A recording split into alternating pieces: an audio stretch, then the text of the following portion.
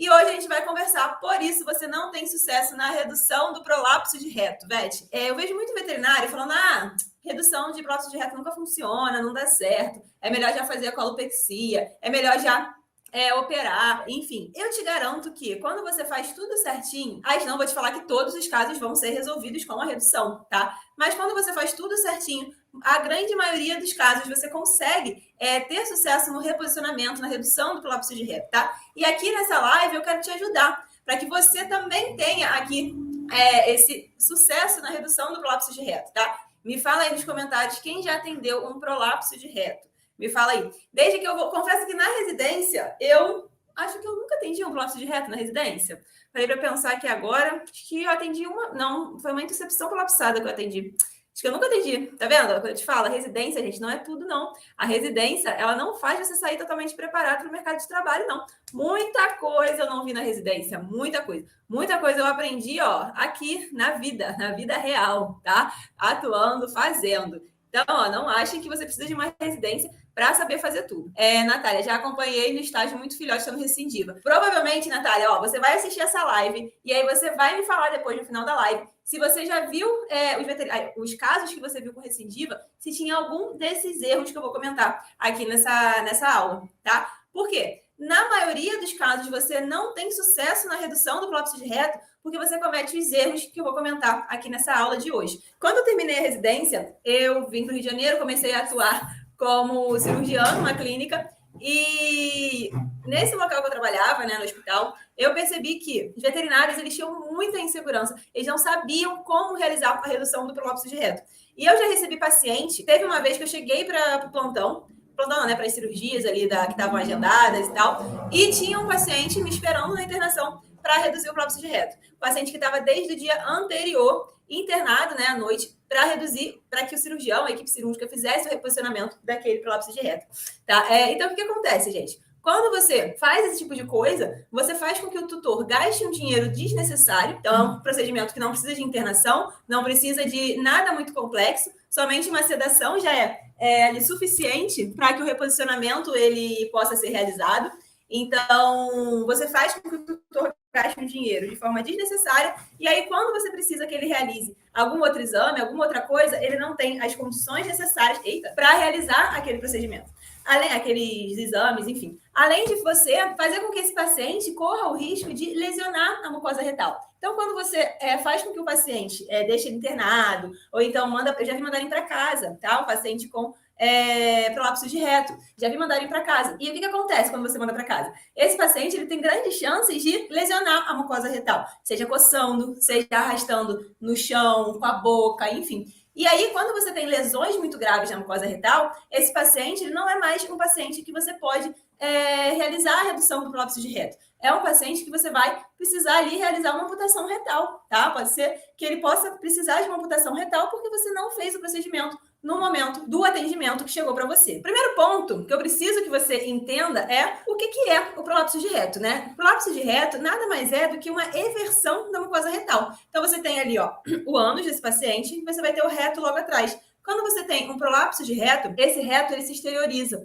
Quando esse reto se exterioriza, ele está se evertendo. Então, a mucosa retal, ela meio que dobra para fora, digamos assim. Então, você tem essa eversão da mucosa que estava assim para dentro, ela vai sair e ela vai ficar, assim, dobrada, tá? Então, ela vai dobrar. E aí, a gente tem um outro problema que pode acontecer no seu paciente, que é a intuscepção prolapsada. Me fala aí se você sabe o que é a intuscepção prolapsada. Diferente do prolapso de reto, a intuscepção prolapsada, ela não é um procedimento que você, como clínico, plantonista, você pode realizar no ambulatório. É um procedimento que necessita da equipe cirúrgica, necessita do cirurgião. Aí a gente não está mais no ambulatório cirúrgico, a gente está realmente num caso de cirurgia geral, tá? Então, é importante você diferenciar se é um prolapso de reto, se é uma intuscepção prolapsada, para você conduzir o melhor tratamento para o seu paciente, tá bom? Então, prolapso de reto consiste na eversão da mucosa retal que se exterioriza. E aí a gente tem, o quê? Importante diferenciar o prolapso de reto da intussuscepção prolapsada. A intuscepção prolapsada vai ser o quê? Você tem uma intuscepção. Vocês sabem o que é uma intuscepção? A intuscepção é quando você tem uma alça intestinal que ela entra dentro de outra alça intestinal. Você vai ter ali os movimentos peristálticos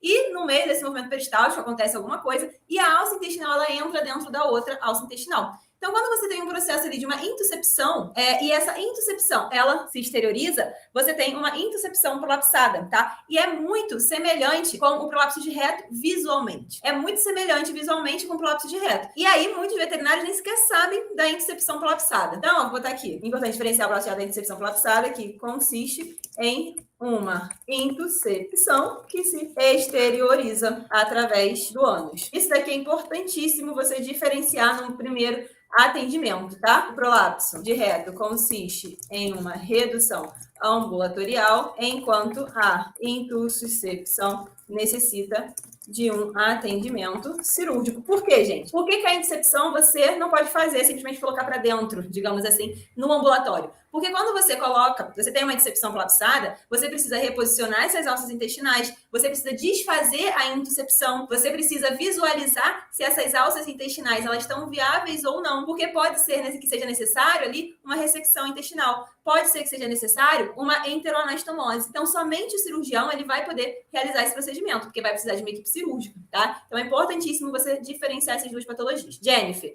quando o animal nasce sem ânus, qual é o nome? Não tem nada a ver, tá? Não tem nada a ver. Porque se o animal não tem ânus, ele não vai ter nem por onde sair o reto, nem uma intuscepção. A falta ali do ânus, né, quando o animal nasce com o ânus fechado, é a atresia anal, tá? A atresia anal não é ambulatorial, é um procedimento cirúrgico, você vai ter que fazer uma abertura desse ânus. E, ó, muitas vezes dá umas complicações chatinhas, tá? Porque normalmente é animal filhote, bebezinho, é chatinho de tratar, de realizar. E aí, então, gente, agora que você já sabe o que é e a importância de diferenciar, eu vou te falar os principais erros que eu vejo no atendimento de um paciente com prolapso de reto. E aí eu quero que a partir de hoje você não cometa mais esses erros quando você atender um paciente com prolapso de reto. Combinado? Então, onde eu vejo, gente, que as pessoas mais erram, que os veterinários mais erram no atendimento de um paciente com prolapso de reto. Primeiro, é o que eu falei, é sobre não realizar a redução no momento desse atendimento, tá? Então, quando chega para você o atendimento de um prolapso de reto e você não realiza esse atendimento, esse reposicionamento no momento do atendimento, esse paciente ele pode vir a precisar de procedimentos mais complexos, como a amputação retal, tá? E justamente por isso é extremamente importante que você reposicione esse reto no momento do primeiro atendimento, porque senão de uma simples sedação, esse paciente ele vai precisar de uma anestesia geral, um procedimento mais invasivo, tá? Então, o primeiro ponto é o quê? Não realizar a reposicionamento no primeiro atendimento, fazendo com que esse paciente possa precisar de procedimentos mais agressivos, como uma amputação fetal. Então, esse é o primeiro erro que você não vai mais cometer, você vai parar de ficar com medo, com insegurança e vai realizar esse procedimento. Teve uma vez, gente, que eu atendi, não, né? Eu trabalhava no hospital e aí estava na cirurgia, na prefeitura de manhã e tudo mais. E aí me ligaram, lá desse local que eu trabalhava, pedindo para que eu fosse para a unidade para fazer um reposicionamento de um prolapso de reto. E aí eu virei, não, vocês estão de sacanagem, né? Aí expliquei todo o procedimento no telefone, falei que aquilo ali eles tinham que saber fazer, expliquei todo o passo a passo de como realizar a redução do prolapso de reto. E aí, o que aconteceu? Cheguei lá de tarde para fazer outra cirurgia e o animal estava internado me esperando para realizar a redução do prolapso de reto. E aí, vê se pode. E aí, acontece essas coisas. O animal ele pode lesionar a mucosa retal na gaiolinha, né, onde ele está internado, pode machucar, pode coçar, pode botar a boca, e o tutor ainda vai gastar um dinheiro de forma desnecessária. E aí, quando você quiser pedir o exame, ele não vai fazer o exame e você vai ficar revoltado. Ah, o tutor quer que a gente faça tudo e adivinha as coisas, tá? Quando você faz ele gastar dinheiro de forma desnecessária, realmente fica complicado, tá bom? Entendido? Então, esse é o primeiro erro, gente. Qual é o segundo erro que eu vejo com esses pacientes? Chegou para o seu atendimento, você não vai mais encaminhar para o cirurgião esse paciente com prolapso de reto, tá? Você vai realizar a tentativa de redução de prolapso de reto. E aí, quando você reposiciona, quando você vai lá começar o procedimento para reposicionar, só que, gente, você tem que primeiro... Lembra que eu falei que tem o prolapso de reto e a intuscepção prolapsada? Você tem que saber diferenciar um do outro, tá? Então, você tem que lembrar que o prolapso de reto, ele é uma eversão da mucosa retal, enquanto a intuscepção prolapsada, ela é uma exteriorização de uma alça intestinal em intuscepção ali, tá? Então, o primeiro ponto é você diferenciar se é realmente um prolapso de reto ou se é uma intuscepção prolapsada, tá? Por quê? Porque isso daí vai direcionar o seu tratamento. Se for um prolapso de reto, você vai realizar a redução, pronto, acabou. Se for uma intuscepção prolapsada, você vai precisar chamar o cirurgião, tá bom? Então, não diferenciar prolapso de reto de intussuscepção prolapsada, tá? Extremamente importante realizar a diferenciação, pois assim direciona-o para o melhor tratamento. Combinado? Entendido? Qual que é o outro ponto, gente? O outro ponto é que o prolapso de reto, muitas vezes, ele está relacionado, sim, com processos ali, animais muito novos, filhotes, muitas vezes vai estar, sim, relacionado com verminose. Então, muitas vezes, a causa desse prolapso de reto é verme, tá? É verme. Mas você não pode esquecer que você tem diversas outras alterações que podem estar causando esse prolapso de reto, tá? Então, lembre-se que não adianta nada você reposicionar um prolapso de reto se você não pesquisar a causa base, tá? Então, você precisa pesquisar a causa base. Você precisa fazer um bom histórico, uma anamnese desse paciente, solicitar um ultrassom, tá? E descobrir o que está causando esse prolapso de reto. Porque se você não sabe o que está causando esse prolapso de reto, quando você tirar lá a bolsa de tabaco, quando você liberar esse paciente, esse prolapso de reto, ele vai voltar, vai recidivar. E a maioria dos veterinários não pesquisa a causa base. A maioria dos veterinários reposiciona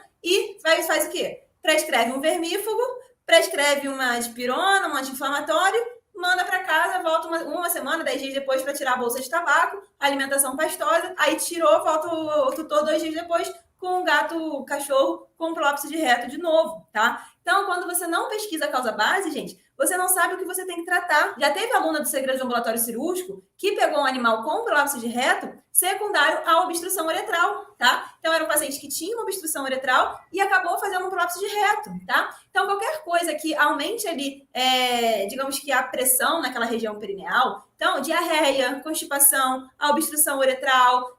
Eu já peguei gata que após o parto, né, depois de ter filhote, depois de parir, ela teve um prolapso de reto, tá? O reto prolapsou. Então, qualquer coisa, até mesmo cistite, cálculo urinário, pode causar o prolapso de reto.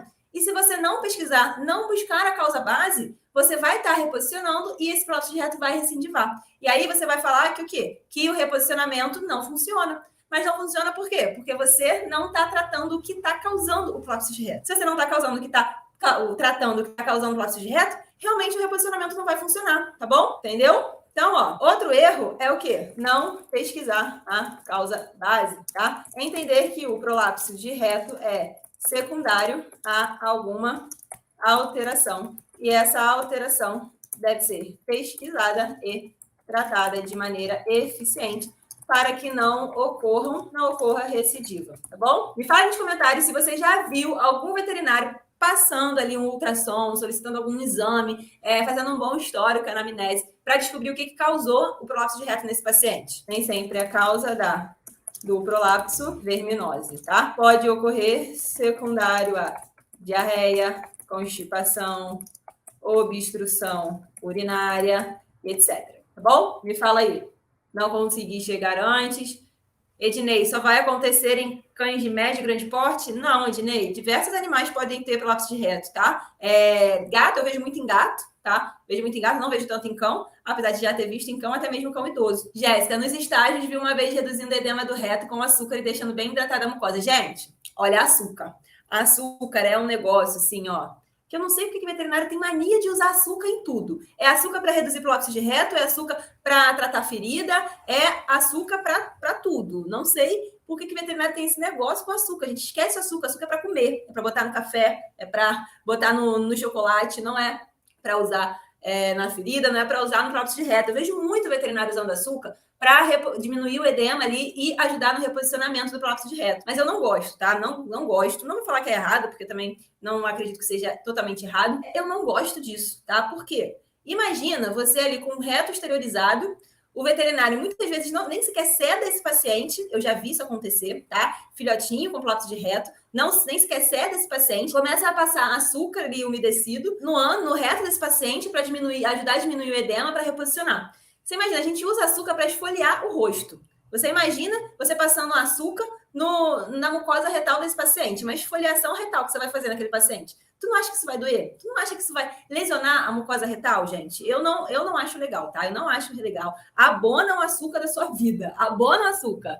Tá, Jéssica? Já vi fazendo prolapso peniano de tartaruga. Aí eu não posso falar porque não é minha área, tá? Não é minha área. Roberta, cheguei. Michele, nunca vi açúcar no meu estágio, não. Michele, mas olha, acontece muito, tá? Eu vejo muito veterinário colocando açúcar ali, misturando com a soluçãozinha fisiológica para ajudar a diminuir o edema da mucosa e reposicionar, tá? Esquece isso, gente, pelo amor de Deus. Eu só fico imaginando a dor que deve ser um açúcar ali esfregando na mucosa retal, gente. Fazer uma esfoliação retal, você deve arder até a alma. Deve arder até a alma, eu fico com pena dos bichos. Tá? Então esquece o açúcar do reto, esquece o açúcar da ferida. A gente tem tanto produto bom no mercado de trabalho, com bom custo-benefício. Para que você vai ficar usando açúcar, né? Pelo amor de Deus.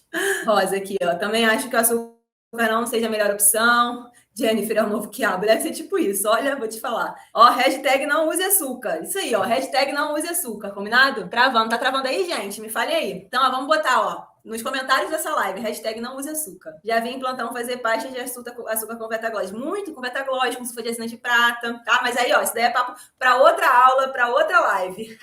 Vamos continuar aqui, ó. 55 pessoas online e só tem 32 likes, hein? Vamos colocar, apertar o dedo no like, apertar o dedo aí, ó, no coraçãozinho do Instagram. Já vi açúcar. Ô, Roberta, não tô falando que não dá certo, tá? Não tô falando que não dá certo. Dá certo. O açúcar ajuda a diminuir edema, sim. Mas eu tô falando que não é a melhor opção, não é. Você vai estar fazendo uma esfoliação, a gente usa açúcar para fazer esfoliação em rosto. Você vai estar passando na mucosa retal. A gente tem outras opções que vão ser melhores para esse animal, tá? Não é que não é certo, que não dá certo, que é errado. Só que não é a melhor opção, tá, Roberto? Daniela, excelente explicação, show. Soro gelado é maravilhoso, Vivi. Soro gelado é o que eu uso. Soro gelado ou então gelo, tá? É ótimo. Daniel, não uso muito, mas tem inclusive indicação literária. Não é errado, tá? Muita gente faz, mas assim, a gente vai criando as nossas experiências, tá? E você vai ter as suas também conforme você vai fazendo. E aí eu não acho uma conduta boa usar açúcar, tá? Então, ó, hashtag não use açúcar no próprio de reto. Então, ó, vamos voltar aqui para os erros, onde a gente já falou aqui, ó, os primeiros erros que a gente falou.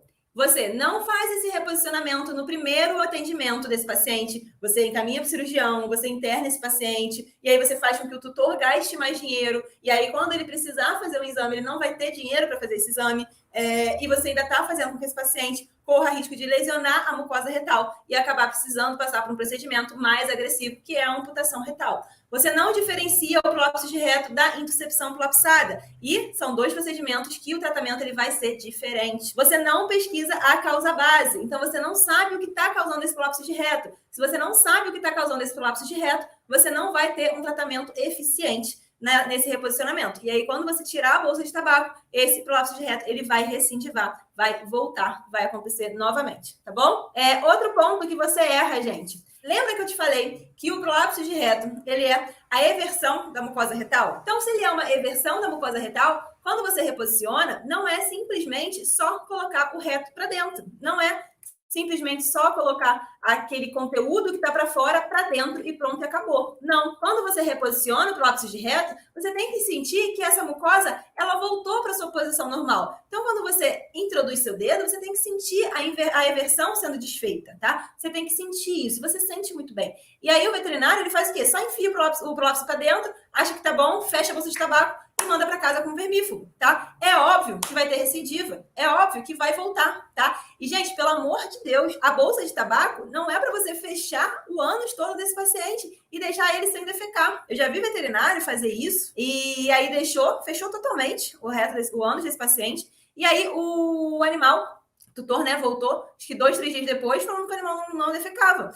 E aí palparam, não estava nesse dia, mas palparam o abdômen, estava cheio de fezes. Tirou a bolsa de tabaco, ele fez tudo. E aí, o que acontece? Gente, pelo amor de Deus, não é para você fechar todo o ânus desse paciente. É para você fazer uma bolsa de tabaco para diminuir a luz, para que esse prolapso não recidive ali nos primeiros dias. Era um que eu ia falar agora, acabei falando 2, né? Sentir a eversão sendo desfeita, fechar o ânus por completo. E esse veterinário ainda ficou bolado para tirar a bolsa de tabaco, porque ele queria que ficasse 15 dias o animal com o reto fechado. E aí ia fazer o quê? Fezes acumulando e acabar criando um megacolo nesse paciente. Então, gente, ó, os principais erros que eu vejo aqui é o quê? Realizar o procedimento, tá? São 5 erros que você comete na redução do prolapso de reto que estão te impedindo ali de ter sucesso no reposicionamento. O primeiro é não realizar o procedimento no primeiro atendimento. Depois, se você realiza, você não diferencia o prolapso de reto da intuscepção prolapsada, você não pesquisa a causa base, você não sente a eversão sendo desfeita. E aqui eu botei esse daqui, mas não é comum eu ver isso acontecer, mas eu já vi, que é fechar o ânus por completo. Amanda, diferenciar o prolapso de reto da incepção prolapsada é simples, tá? Você vai, ó, é só você entender o que é cada um.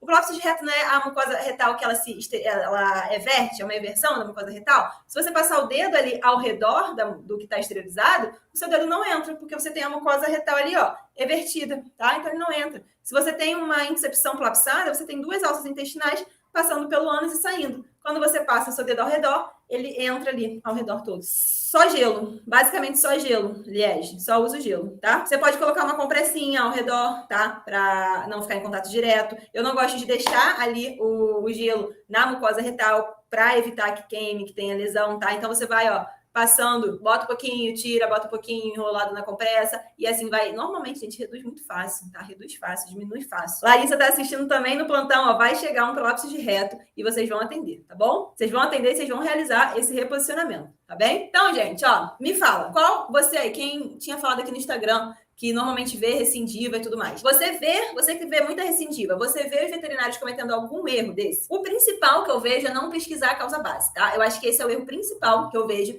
E aí o prolapso volta recidiva e não entende, não sabe por que recidivou. Pesquisar a causa base é crucial para o tratamento do prolapso de reto. E aí, a gente tem alguns tipos de tratamento, né? Onde a gente tem o reposicionamento, a gente tem a colopexia e a amputação retal. A amputação retal, gente, vai ser para os casos mais graves, tá? Então, a amputação retal vai ser só para aquele paciente onde tem lesão no reto. Teve uma aluna do serviço de ambulatório cirúrgico que atendeu um gatinho, acho que era um gatinho, com um prolapso de reto e tinha miíase nesse reto. Então, alguns pacientes vão precisar de amputação retal.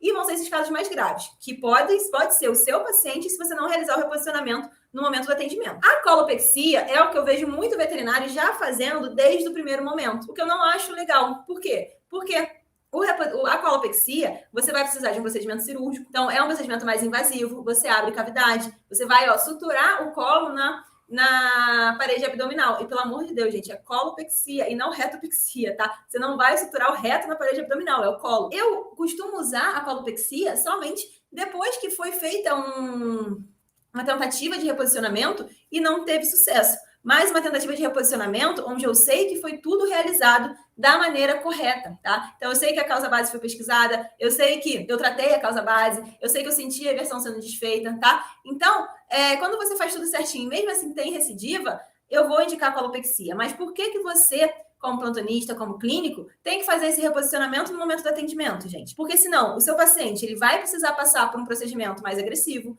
ao invés de fazer somente uma sedação para realizar esse reposicionamento, ele vai precisar passar por uma cirurgia geral, tá? Então, de uma anestesia geral, né? Anestesista e tudo mais. Ele vai precisar abrir cavidade para fazer a colopexia, tá? Ele vai precisar passar por uma amputação retal. Então, são procedimentos que são mais agressivos, são mais invasivos, necessitam de uma anestesia geral nesse paciente. Então, sempre que a gente for tentar realizar os procedimentos mais conservadores, menos agressivos para o paciente, é o melhor para ele. Além disso, gente, você consegue ali ter um aumento no seu comissionamento quando você realiza esse tipo de procedimento. Então, o reposicionamento é simples, você faz com uma sedação, na maioria dos casos, com uma solução fisiológica gelada, ou então com um gelo, você consegue reposicionar esse reto de maneira fácil, tá? Nada de açúcar, esquece o açúcar, tá?